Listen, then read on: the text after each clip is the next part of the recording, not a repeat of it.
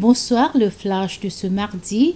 À partir de janvier 2023, tout véhicule neuf devra être soumis au contrôle technique seulement à l'entrée du pays et ce contrôle aura une validité de 2 ans. À la troisième année, à partir de sa date de fabrication, le véhicule sera désormais soumis à un contrôle annuel, mais le propriétaire du véhicule devra continuer à payer ses taxes annuelles. En ce qui concerne les véhicules de location en circulation, le contrôle sera fait désormais une fois par an au lieu de 2 fois. Les opérateurs de voitures de location, eux aussi, paieront les permis de voiture de location une seule fois par an. Le secrétaire principal des transports, Patrick André, a indiqué que les statistiques du département des transports montrent qu'il y a très peu de véhicules neufs n'ayant pas subi de contrôle technique. Par ailleurs, la supervision des véhicules de location est maintenant plus efficace. Les gourmands ou autres végétaux marins de la mer qui entourent les Seychelles ont recouvert à peu près une superficie égale à 10 fois la surface de Mahé.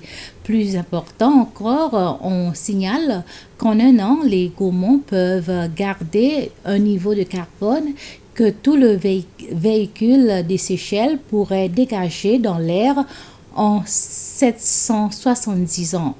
Cette information scientifique provient d'une cartographie ayant permis la répartition des végétaux marins dans les eaux séchelloises, un projet coordonné par C4 avec l'appui de différents partenaires, y compris le ministère de l'Environnement et du Changement climatique. Les Seychelles ont demandé à la SADC, la communauté de développement d'États d'Afrique australe, la mise en œuvre de sa stratégie de l'économie bleue. Cette demande a été faite lors de la rencontre du Conseil des ministres de la SADC qui a eu lieu le 14 et 15 août à Kinshasa, en République démocratique de Congo.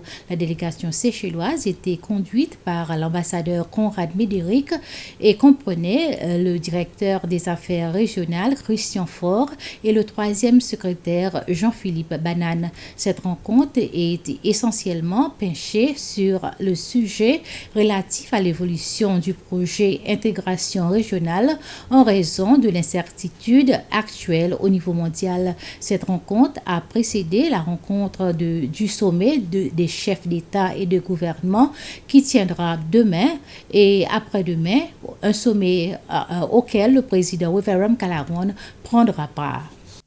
Et bien voilà, c'est la fin de ce flash. Merci de votre attention. Bonne soirée à toutes et à tous.